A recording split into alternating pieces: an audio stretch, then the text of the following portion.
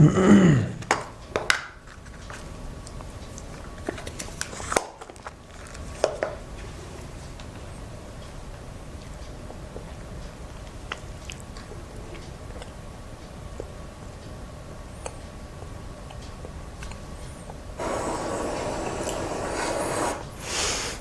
साथियों, स्वागत है आप सभी का वाईफाई स्टडी 2.0 पर। मैं हूं अंकित अवस्थी, आप हैं मेरे साथ में। दुनिया में जब बात चल रही हो और अपनी तरफ ध्यान आकर्षित करवाने वाले एक नादान बच्चे को आप नजरअंदाज कर दें तो लोगों को बुरा लग सकता है, और ऐसा ही बुरा लगा है किम जोंग उन को। कारण आपने G20 कर ली, इसके बारे में कोई चर्चा नहीं करी। और तो और इन दिनों आपने एशिया पैसिफिक इकोनॉमिक कॉरपोरेशन की बैठक बुला रखी है। दुनिया की इतनी बड़ी बड़ी मीटिंग चल रही है और कोई किसी प्रकार का क्रिटिसिज्म नहीं कर रहा है, तो अपन तो अपनी तरफ ध्यान आकर्षित करेगा। और इसी तरह से करने वाले नॉर्थ कोरिया ने एशिया पैसिफिक इकोनॉमिक कॉरपोरेशन की थाईलैंड में चल रही बैठक, जो कि 16 तारीख से 19 तारीख के बीच शुरू हुई है, अमेरिका खुद आया हुआ है, 21 देश एकत्रित हो रखे हैं, जहां G20 15 और 16 नवंबर को पूरी हुई, जिसमें 20 देश एकत्रित हुए थे। वहां पर ध्यान आकर्षित किया था रशिया ने और यूक्रेन ने। अब यहां पर जब रशिया यूक्रेन ने कुछ नहीं किया, 16 से 19 के बीच में तारीख बदलने वाली है, कल 19 हो जाएगी, कोई मतलब भी नहीं निकल रहा है, मसाला ही नहीं आकर बाहर आ रहा है। ऐसी स्थिति में नॉर्थ कोरिया ने कहा लीजिए अब हम चलाते हैं ताकि थोड़ी हमको भी इज्जत मिले, हमारा भी ध्यान दिया जाए। और ऐसी स्थिति में नॉर्थ कोरिया के द्वारा हाल ही में चलाए गए जिस प्रकार के बम की बात की जा रही है, वो ऐसा है कि वो बम अगर गिर जाए तो वो अमेरिका की टेरिटरी में जाकर गिर सकता है। असल में अब तक क्या होता आया है, जितने भी बम दुनिया के गिरते थे वो जापान के आसपास गिरते थे। प्रेडिक्शन बता रही है कि जो टेस्टिंग इन्होंने अब की है वो ऐसी की है कि जो मेनलैंड अमेरिका है, संयुक्त राज्य अमेरिका जिसे आप कहते हैं, वहां पर जाकर के ये अपनी मिसाइल गिरा सकते हैं। इतना गजब इन्होंने मिसाइल चला दिया है। इस बात से तुरंत अमेरिका भड़क गया। अगर आपको वो वाला घटना याद हो जो मैंने अपने चैनल पे किया था, आपको ध्यान होगा, जिसमें बताया था कि G20 की बैठक के दौरान जब रशिया ने यूक्रेन पर बम चलाया तो अमेरिका सुबह 5 बजे बाइडेन अपने सारे मंत्रियों को लेकर बैठ गए कि अब क्या किया जाए, पोलैंड पर बम गिर गया है। बिल्कुल वैसे ही इस समय उपराष्ट्रपति कमला हैरिस आई हुई हैं और वो इस समय थाईलैंड में अपने साथ के सारे नेताओं को लेकर बैठ गई हैं कि अब क्या किया जाए। इसने तो ऐसी मिसाइल चला दी जो अमेरिका पर जाकर गिर सकती है। और ये सारा घटनाक्रम आज के सेशन में हम आपके साथ चर्चा करने वाले हैं। चलिए शुरू करते हैं। आप यहां पर कुछ खबरों की कटिंग से इस बात का अंदाजा लगा सकते हैं कि यह कितनी बड़ी बात रही होगी। कमला हैरिस, देखिए राष्ट्रपति आए थे बाइडेन G20 के अंदर। अब चूंकि एशिया पैसिफिक की मीटिंग है, बाइडेन चले गए अपना देश संभालने के लिए, उन्होंने उपराष्ट्रपति को भेज दिया। कमला हैरिस इस समय आई हुई हैं और उन्होंने अभी जिस मीटिंग में हिस्सा लिया, उस मीटिंग के दौरान अचानक यह सूचना मिलती है, जापान आकर कहता है कि पापा सुनो, सॉरी पापा ना ही बोले, क्योंकि असल में जापान की केयर करने के साथ तो हुक्म वाली बात हो गई। साहब सुनो, बोले क्या हो गया, आपने मेरी गारंटी ली थी कि आप मेरी हिफाजत करोगे। बोले हाँ की थी। वो देखो फिर पटाखा चला दिया, मेरी छोड़ो अब अपनी बचाओ आप। बोले क्यों? क्योंकि उसने ऐसी मिसाइल डाली है जो आपके ऊपर जाकर गिरती। अमेरिका घबरा गया कि बोले यार अब तक तेरे ऊपर सुनने की बातें आती थी कि जापान पर बम गिरेगा, हम कंडेम कर देते थे, इस बार इसने ऐसा चला दिया जो हमारे ऊपर जाके गिरेगा, अब क्या करें। इस बात को लेकर के कमला हैरिस भड़क गई और उन्होंने तुरंत सबको एक साथ उठा करके बुला लिया। बोले आओ और बैठ करके इसके खिलाफ कुछ कार्रवाई करने का निर्णय लो, कुछ इस तरह का डिसीजन लो ताकि इसके ऊपर कुछ एक्शन लिया जा सके। ये वो बैलिस्टिक मिसाइल का टेस्टिंग है, जिसके अंदर ये टेस्टिंग क्यों बोला जाता है, क्योंकि अगर रियल में चला दिया जाए तब तो युद्ध ही शुरू हो गया। युद्ध से पहले जितने भी हथियार आप चला के दिखाते हो वो टेस्टिंग में ही काउंट किए जाते हैं। अमेरिका ने साउथ कोरिया से कहा, जो कि उसका बिल्कुल पड़ोसी है, कि सुनो तुम बेफिक्र रहो, हम तुम्हारे साथ हैं। मैंने तुम्हें F-35 दे रखा है, बढ़िया से चला करके इसको आसमान में F-35 दिखाओ और बताओ कि हम तुम्हारी मिसाइल चलने से पहले ही अपने F-35 से तुम्हारे ऊपर गोला गिरा देंगे, और जब वो गोला गिरेगा तुम्हारी मिसाइलों के ऊपर, तुम्हारी मिसाइलें उड़ने से पहले ही खत्म हो जाएंगी। साउथ कोरिया ने अपने द्वारा बड़ी मात्रा में F-35 फ्लीट जो ये उड़ रही है, इसे चला करके दिखाया और उसके मन में एक डर बिठाने का प्रयास किया कि F-35 का डर नॉर्थ कोरिया के अंदर बैठ जाए, बस इतना ही पर्याप्त है। हालांकि नॉर्थ कोरिया तो नॉर्थ कोरिया है, उसमें इस प्रकार का कोई डर बैठने की संभावना पहले से ही खत्म है। वो ये मानता है कि ये उड़ने वाले जो विमान हैं इनको भी हम मार गिराएंगे, कोई लोड लेने की बात नहीं है। और फिर वही वाली बात, उसे कुछ खोने के लिए नजर आता नहीं है। इस तरह की मिसाइल टेस्टिंग बढ़िया से की गई और टारगेट पर हिट की गई। अब मजेदार बात केवल इतना ही नहीं है, केवल मनोरंजन हो रहा होता, क्योंकि हम लोग थोड़ा सा कैजुअली लेते हैं चीजों को। हमारे साथ क्या होता है कि नॉर्थ कोरिया मतलब मनोरंजन। आप में से कई कई सारे लोग तो ना, यकीन मानता हूं मैं, ये बिलीव ही नहीं करते होंगे कि नॉर्थ कोरिया के पास मिसाइल पावर है भी। देखो, भले ही उसका हंसना आपको हंसी दे जाता हो, सच्चाई बात यह है कि दुनिया के बहुत ही कम देश ऐसे हैं जिनके पास इंटरकॉन्टिनेंटल बैलिस्टिक मिसाइल है, यानी एक कॉन्टिनेंट से चलकर दूसरे कॉन्टिनेंट पर जा गिरे ऐसी कोई मिसाइल है। ऐसी मिसाइलें नॉर्थ कोरिया रखता है। इंडिया जैसे देश के पास दुनिया के कुल 7-8 देश ही ऐसे हैं जिनके पास ऐसी मिसाइलें हैं, उनमें से नॉर्थ कोरिया एक है, यानी एक कॉन्टिनेंट से दूसरे कॉन्टिनेंट पर जाने वाली। आप भले इज्जत ना दें, लेकिन चीन और रशिया इसे भरपूर इज्जत देते हैं। यही कारण है कि रशिया ने हाल ही में बयान दिया है और कहा है, आप ध्यान से देखिएगा, ये कुछ वैसी हरकतें हो रही हैं कि नॉर्थ कोरिया को बचाव किया जाता है। और बचाव कैसे किया जा रहा है? रशिया ने अमेरिका को कहा है, स्लैम किया है, यानी कि एक तरह से कहा है कि तुम्हारी वजह से ये सब हो रहा है। Alive for testing north Korea's patience, यानी कि तुम जो है ना, अमेरिका और अमेरिका के साथ वाले लोग जो हैं वो नॉर्थ कोरिया का पेशेंस टेस्ट कर रहे हैं, और तुम्हारे पेशेंस के ऊपर ही उसने इस प्रकार की टेस्टिंग की है। रशिया ने उल्टा अमेरिका को भला बुरा कह दिया, बजाय नॉर्थ कोरिया की किसी भी टेस्टिंग को कंडेम करने के। अब आपको मैं थोड़ा विस्तार से लेकर चलता हूं पूरी घटना के अंदर। जैसा मैंने आप सबसे कहा कि leaders of Asia Pacific economic corporation की meeting North Korea missile test के ऊपर तुरंत बुलाई गई। तुरंत बुला करके कहा गया कि बताइए ये जो आज काम हुआ है इसके ऊपर क्या एक्शन लिया जाए। अब मैं आपको और थोड़ा अंदर ले चलता हूं। ये एशिया पैसिफिक इकोनॉमिक कॉर्पोरेशन क्या है?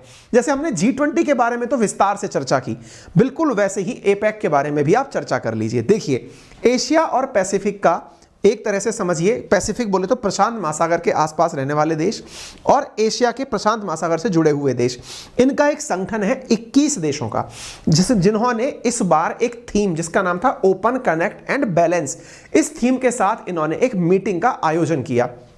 2018 इन पर्सन जो मीटिंग थी वो 2018 एंड 2019 में चिली के अंदर कैंसिल कर दी गई थी 2019 में। उसके पीछे के बहुत सारे कारण, जिनमें से आपको पता भी है कि कोरोना का आना और प्रदर्शनों का होना, ये सब शामिल थे। इस बार का एपेक थाईलैंड के अंदर 16 से 19 नवंबर के बीच में आयोजित किया गया।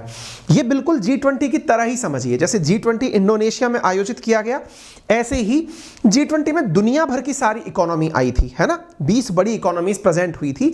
यहां पर 21 बड़े देश एकत्रित हुए थे, लेकिन इसमें एक क्षेत्र स्पेसिफिक के लोग थे, पैसिफिक ओशन के, स्पष्ट रूप से, ठीक है। अगर उनको हम मैप पर देखने का प्रयास करें तो आप यहां देख सकते हो, ये पैसिफिक ओशन रहा और इस पैसिफिक ओशन से कनेक्ट करने वाले देश, यानी इसमें इंडिया शामिल नहीं था। अगर आप इस मैप को ध्यान से देखें तो इसमें इंडिया नहीं है, ये पैसिफिक ओशन है, इसके ईस्ट और वेस्ट वाले जो देश है ना, केवल वही शामिल है। इसमें इंडिया क्यों शामिल नहीं है? क्योंकि पैसिफिक ओशन के चारों तरफ जो देश थे उन्हीं को बुलाया गया था, यानी कि इसके अंदर ऑस्ट्रेलिया है, न्यूजीलैंड है, इधर की तरफ चिली है, ऐसे इस तरह के जो देश है ना वो इसके अंदर शामिल है। कुल 21 देश इसके अंदर बुलाए गए, ठीक है। इन 21 देशों में नॉर्थ कोरिया भी शामिल नहीं है।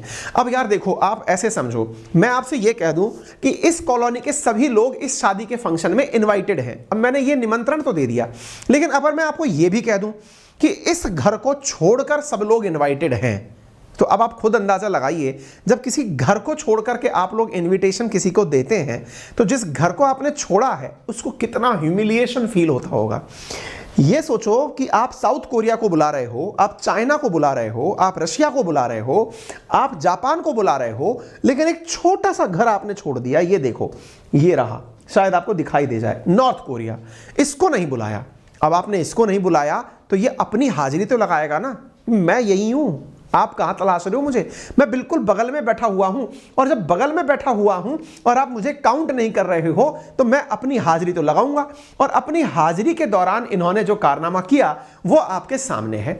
आज के दिन क्या होता है, जापान ने इस मीटिंग के अंदर जाकर के शिकायत करी। क्या शिकायत करी?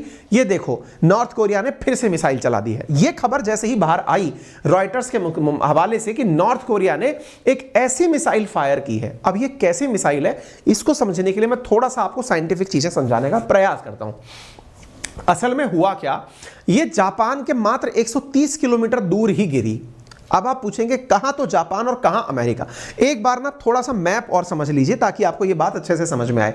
मैंने आपसे कहा ये रहा नॉर्थ अमेरिका, है ना, ये नॉर्थ कोरिया, ये रहा जापान, ठीक है।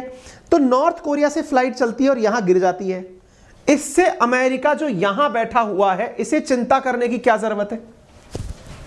कॉमन सेंस लगाओ। मिसाइल यहां से यहां चली तो टेंशन नहीं होनी चाहिए।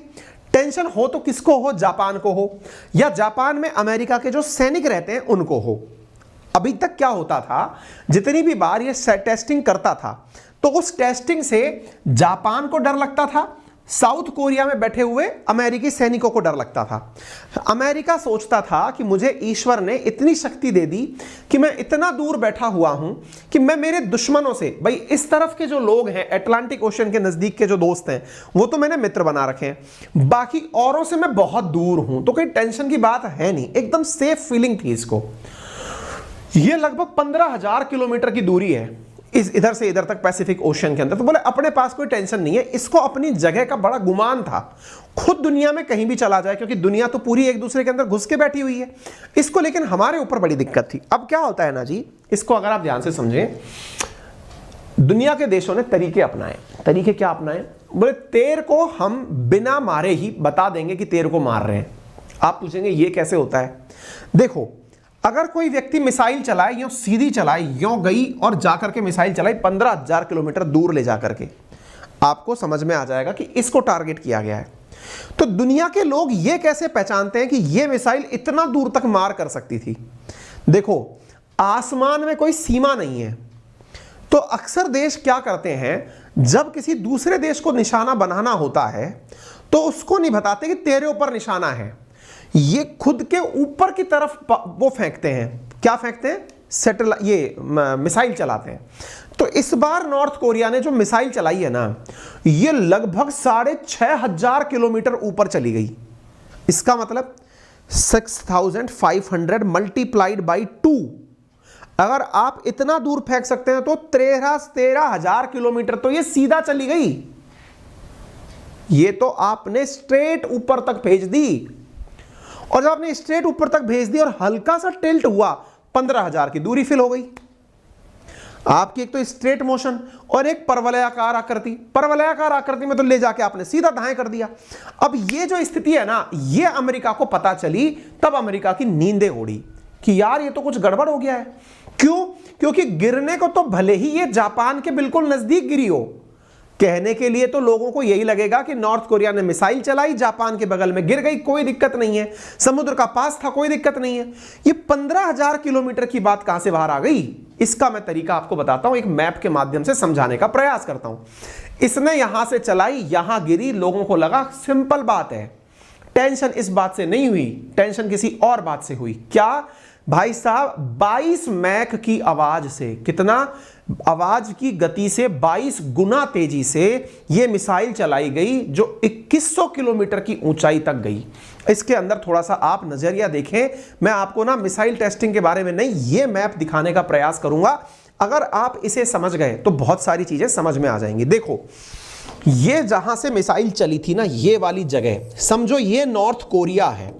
अब अगर ये नॉर्थ कोरिया है तो इस नॉर्थ कोरिया से मिसाइल में यूं चलाता, इतना दूर 15,000 किलोमीटर जाकर के यहां अमेरिका आता। अमेरिका को तो डरना तभी चाहिए था। मैं ऐसे चला नहीं सकता क्योंकि मुझे डर है कि दूसरे देश पे चलाने का तुरंत कोई प्रतिरोध आ सकता है। भाई साहब, मिसाइल ऐसे नहीं चलाई हमने। कैसे चलाई? यों ऊपर चलाई। ऊपर चलाई, ये बिल्कुल ऐसे समझो ना, जैसे कई बार आपको बॉल फेंकने का मन करता है, लेकिन आपको पता है कि घर बहुत छोटा है, तो बॉल कहीं आसपास फेंकने की जगह ऊपर की तरफ निशाना बना के फेंक लेते हैं हम। उससे क्या होता है? अपने मन की भड़ास निकल जाती है फेंकने की, ऊंचाई तक जाकर के वो चीज वापस लौट के आएगी, अपना काम आसान हो जाता है। एग्जैक्टली नॉर्थ कोरिया ने ऐसा ही किया। क्या किया? देखो, इसने मिसाइल चलाई और ये ऊपर ले गया मिसाइल को। देखो आप यहां पर, आप ये जो ब्लू कलर देख रहे हैं, लगभग 6300 किलोमीटर की ऊंचाई तक मिसाइल चली गई, और यह मिसाइल इतना ऊपर तक जाकर के फिर नीचे लौट कर आई है। आप यह तारीख देख लो, 18 नवंबर। समझ गए? 6300 किलोमीटर ऊपर, और ऐसे करके 1000 किलोमीटर आगे जोड़ो। एक 6300 13,000 और प्लस एक 14,000।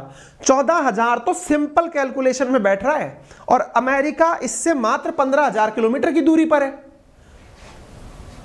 अब सोचो आप, 15,000 किलोमीटर की दूरी पर है अमेरिका, तो ऐसी स्थिति के अंदर अमेरिका को तो चिंता होना लाजमी है। अमेरिका कह रहा है कि इसने तो मेरे ऊपर ही भेज दी मिसाइल। ये जो मिसाइल इन्होंने चलाई थी ना, यहां पर जो आपको दिख रही है, इस मिसाइल की वजह से ही इसका नाम पड़ गया इंटरकॉन्टिनेंटल बैलिस्टिक मिसाइल। और इस बात को जैसे ही बात चला तो आप देख सकते हो ये न्यूज इसलिए बड़ी न्यूज बन गई क्योंकि इन्होंने इस बार जो मिसाइल चलाई है वो अमेरिका के धरती पर गिर करके संभव है, यानी अमेरिका का मेन लैंड अमेरिका है ना, उस पर जाकर गिर सकती है। जापान को चिंता करने की जरूरत नहीं है।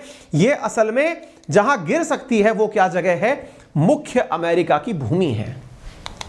इसी वजह से जब यह घटना हुई इसके तुरंत बाद जापान के प्रधानमंत्री फ्यूमियो किशिदा के मुताबिक यह मिसाइल पश्चिमी जापान के आइलैंड ओशिमा से 210 किलोमीटर दूर गिरी थी। दुनिया के लिए तो यह बिल्कुल जापान के नजदीक थी, लेकिन असल में चूंकि यह बैलिस्टिक मिसाइल 6000 किलोमीटर की ज्यादा ऊंचाई पर उड़ान भर चुकी थी, तो यह रेंज इतनी ज्यादा है कि यह 15000 किलोमीटर की ऊंचाई तक मार करने में सक्षम है। आई बात समझ में? 15000 किलोमीटर तक अगर जा सकती है तो यह न्यूज जापान के लिए जितनी बड़ी है उससे ज्यादा न्यूज ये अमेरिका के लिए बड़ी है। अभी तक जापान डरता था। आप सोचो जापान में कितना डर है कि उसने बकायदा इंस्ट्रक्शंस जारी किए। मैंने आपको पहले भी कहा है जापान के अंदर सेल्फ डिफेंस फोर्सेस हैं, किसी पर अटैक करने की क्षमता जापान के पास नहीं है। अब वो विकसित करेगा। मैंने ये न्यूज करी है आपके लिए कवर, देखी होगी आपने। यहां पर देखिए इन्होंने तुरंत इंस्ट्रक्शंस जारी किए कि जितने भी हमारे एयरक्राफ्ट हैं, वेसल्स हैं और जितनी भी हमारी संपत्ति है उनकी सुरक्षा सुनिश्चित की जाए, क्योंकि कोरिया ने मिसाइल चलाई है, नॉर्थ कोरिया ने। इसके साथ साथ जितने भी पॉसिबल मेजर्स हैं उनको तुरंत आकस्मिक घटना से बचने के लिए तैयार रखा जाए। गलती से कुछ हो जाए तो हम राहत कार्य चला देंगे। आप इससे अंदाजा लगा सकते हैं यह घटना जैसे ही हुई, जितना जापान डरा उससे ज्यादा अमेरिका डरा। और अमेरिका जैसे ही जला तो उसने लिखा कि स्टॉप डीस्टेबलाइजिंग एक्ट, कमला हैरिस ने कहा। और किनसे कहा? दुनिया भर के नेताओं से कहा, वर्ल्ड लीडर्स से कहा। कौन सी बैठक में कहा? एशिया पैसिफिक इकोनॉमिक कॉर्पोरेशन के अंदर कहा कि भाई इसके लिए अब आपको कार्रवाई करनी पड़ेगी, रोकना पड़ेगा। अब जब ये बातें रोकने की आई तब रोकने के ऊपर सभी देशों के ऊपर जिम्मेदारी आई। जानकारियां बाहर निकलना शुरू हुई, सबकी हालत खराब हो गई कि यार इसने ऐसा मिसाइल टेस्ट कर लिया है जो केवल अब दक्षिण अमेरिका को छोड़कर दुनिया के हर देश पर जाकर मार कर सकता है। इंटरकॉन्टिनेंटल बैलिस्टिक मिसाइल, ऐसा परीक्षण इसने कर दिया। मतलब नॉर्थ कोरिया जिसे आप हल्के में ले रहे थे, उसने ऐसा मिसाइल चलाया है कि दुनिया का कोई भी क्षेत्र अब उसकी रेंज से नहीं बचा। केवल अब यह वाला क्षेत्र बचा है जिसके साथ उसकी कोई दुश्मनी है नहीं। आप इससे अंदाजा लगा सकते हैं। इसकी मिसाइल की जो अब तक ज्ञात रेंज थी वो 13000 किलोमीटर थी। हैसोंग 15 के नाम से जो मिसाइल थी जो यहां तक मार कर सकती थी, अब इसने वो सारे रिकॉर्ड तोड़ दिए हैं। परीक्षण करके दिखा दिया है, प्रूवन तरीके से आ गई है। अब जब चीज ये आ गई है तो ऐसी स्थिति में बयानबाजी तो शुरू होनी ही थी, टेंशन भी शुरू होनी थी, क्योंकि अमेरिका को ऐसा लगता है कि जब कोई ऐसा देश जिसके पास में खाना खाने की दिक्कतें हैं, जिसके पास में सब तरह से क्राइसिस है, वो ऐसे परीक्षण कर रहा है तो दुनिया में अशांति तो आनी ही है। आपको जानकर आश्चर्य होगा इस साल ये 34 मिसाइलों का टेस्ट कर चुका है अभी तक। और जब ऐसी स्थिति आई तो दुनिया भर के नेताओं ने एक साथ मिलकर के इसका विरोध करना शुरू किया। विरोध में एशिया पैसिफिक में आए हुए नेता, कनाडा के जस्टिन ट्रूडो, साथ साथ जापान के प्रधानमंत्री, न्यूजीलैंड के प्रधानमंत्री, ऑस्ट्रेलिया के प्रधानमंत्री, सब ने बैठ करके इसकी कड़ी से कड़ी निंदा की। निंदा का मतलब यह होता है कि हम लोग कैसे तैयार हों। आपके मन में सवाल आएगा यह घटना शुरू कहां से हुई? साथियों, एक ट्रीटी हुआ करती थी, न्यूक्लियर नॉन प्रोलिफरेशन ट्रीटी, जिस पर हमने तो हस्ताक्षर नहीं कर रखे। न्यूक्लियर नॉन प्रोलिफरेशन ट्रीटी से 1968 के अंदर यह बाहर आ गया। इसने कहा कि 2003 के अंदर यह बाहर आ गया, बोले मैं इस ट्रीटी पर हस्ताक्षर नहीं करूंगा, मतलब करके भी निकल के बाहर आ गया। और तब से इसने मिसाइलों का परीक्षण शुरू किया। यूएन में मल्टीपल टाइम इसके खिलाफ प्रस्ताव पारित हो रखे हैं, लेकिन कोई फर्क इसके ऊपर नहीं पड़ता है। अब बड़ा सवाल यह बनता है कि सर ऐसी क्या कारण हुए कि नॉर्थ कोरिया ने इतनी बड़ी घटना के समय पर अपना मिसाइल परीक्षण किया? नॉर्थ कोरिया का अपना स्टैंड है। नॉर्थ कोरिया केवल इतना कहता है कि भाई मैंने मिसाइल इसलिए चलाई क्योंकि तुम लोग मेरे खिलाफ अमेरिका के साथ मिलकर के रणनीति बनाते हो। कौन लोग? जापान और साउथ कोरिया। इसका कोई प्रमाण है क्या? बिल्कुल है। इसका प्रमाण यह है कि जापान और साउथ कोरिया ने हाल ही में 13 नवंबर के दिन प्योंगयांग न्यूक्लियर टेस्ट करे या ना करे इसके खिलाफ बैठकर रणनीति बनाई थी। प्योंगयांग बोले तो नॉर्थ कोरिया। ये नॉर्थ कोरिया को बिल्कुल पसंद नहीं आई। नॉर्थ कोरिया ने 13 नवंबर के अगले ही दिन इनको धमका दिया था, पहले से भी धमका रखा था कि भाई देखो बात ऐसी है कि आप लोग अगर कुछ भी करेंगे तो मैं आपका विरोध करूंगा, आप मेरे खिलाफ रणनीति क्यों बना रहे हो। आप वास्तविकता भी है, मैं अगर आपसे यह कहूं कि आपने 100 घर इन्वाइट किए, एक घर को छोड़ दिया, समझ में आता है, घर को छोड़ दिया, अब आप घर के 3 सदस्य आपस में बैठकर यह चर्चा कर रहे हैं कि यदि ये ऐसा करेगा तो हम ऐसा करेंगे, तो आपने उसको उकसाने की कार्रवाई की है ना भाई। अगर आपने उसको वाकई में छोड़ रखा है ठीक है, अब आप बैठकर के चर्चाएं भी कर रहे हो, इसके घर में ऐसे बम डालेंगे, इसके घर को ऐसे फोड़ देंगे, तो इन सब चिंताओं को तो यार नॉर्थ कोरिया लेगा ही ना टाइटली। और ऐसी टाइटिंग में उसने करा भी काम। उसने कहा कि देखो मैंने अब तक चाहे 2 नवंबर की टेस्टिंग की हो, जो अमेरिका ने खुद ने अनाउंस की थी कि हाँ इसने टेस्टिंग कर ली, कुछ भी की हो, मैं आपका विरोध करूंगा। अमेरिका ने हुआ क्या, जैसे ही ये टेस्टिंग हुई उसको कहा साउथ कोरिया को कि तुम एक काम करो, हमने तुम्हें सजाने के लिए F-35 थोड़ी दिए हैं, उनको उड़ाओ और इसको डराओ थोड़ा सा। बोले ठीक है डरा देंगे। तो इन्होंने अपना F-35 अमेरिका ने जो इनको दिया हुआ है, अमेरिका जिसे दुनिया का सबसे उन्नत एयरक्राफ्ट मानता है, इसको उड़ा दिया कि भाई दिखाओ, इनको ये डराओ जरा। बोले किस बात के लिए कि हमारे पास, तुम्हारे पास तो केवल मिसाइल है, हम तुम्हारी मिसाइल के चलने से पहले ही तुम्हारे सिस्टम को तबाह कर देंगे। अब साउथ कोरिया ने इनके कहने पर पूरी इस प्रकार से फ्लाइट्स की परेड करा दी, बढ़िया से दुनिया को दिखाने के लिए अपना पूरा हुजूम निकाल के दिखा दिया। इतना ही नहीं, आपको याद होगा मैंने कुछ दिनों पहले एक सेशन किया था जिसमें मैंने आपको यह कहा था कि नॉर्थ कोरिया ने हाल ही में एक ऐसा परीक्षण किया है कि ये चलते हुए व्हीकल से भी टेस्टिंग कर सकता है। तो इसको भी दिखाने के लिए साउथ कोरिया ने क्या किया, एक मिसाइल परीक्षण के दौरान इस F-35 से बकायदा एक मिसाइल गिराई जाती है और गिरा करके, अब देखो ये प्रोवोकेटिंग नहीं है तो क्या है, नॉर्थ कोरिया के नाम पर एक डमी जहाज, डमी ट्रक चलता हुआ दिखाया कि नॉर्थ कोरिया को समझाया कि देखो ऐसा अगर डमी ट्रक चल रहा होगा तो हमारा F-35 तुम्हारे चलते हुए ट्रक को ऊपर से ही टारगेट बना सकता है। नीचे ट्रक दिखाया और ट्रक के ऊपर इन्होंने बकायदा हमला करके दिखाया F-35 के माध्यम से। आप ये देखकर अंदाजा लगा सकते हैं, यानी इन्होंने अपनी क्षमताओं का प्रदर्शन कैसे किया।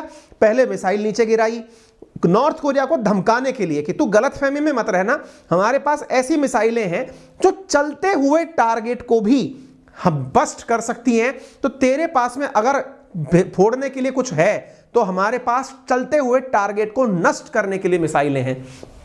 अब आप पड़ोस में बैठ करके शक्ति प्रदर्शन करोगे तो यार वो तो विरोध करेगा ही ना, और उसका विरोध सबके सामने आ गया है।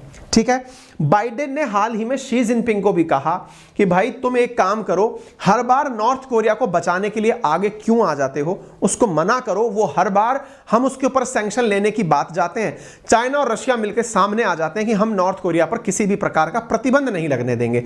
अगर यही स्थितियां रही तो दिक्कत हो जाएगी। रशिया ने साफ साफ कहा, बोले सर बात दोनों तरफ से हाथ की ताली बजती है, चूंकि हमें लगता है कि आप उसको उकसाते हो कि देख हम तेरे बारे में क्या विचार करते हैं, तो सर वो भी उकसाने के बाद अपना प्रतिरोध कैसे दिखाए, वो हवा में फायर कर देता है जिससे हवा में ही आपकी हवा निकल जाती है। अब दोनों ही एक दूसरे को समझा लो, वास्तविकता में दोनों को ही एक दूसरे के साथ बैठने की आवश्यकता है, तीसरा इसमें कुछ नहीं कर सकता है। फिलहाल के लिए जानकारी खत्म होती है, आप सबके लिए एक छोटी सी जानकारी साझा की जाती है, और वो ये है कि कल रविवार दोपहर 1 बजे मैं आ रहा हूं अनअकैडमी के दिल्ली वाले सेंटर पर।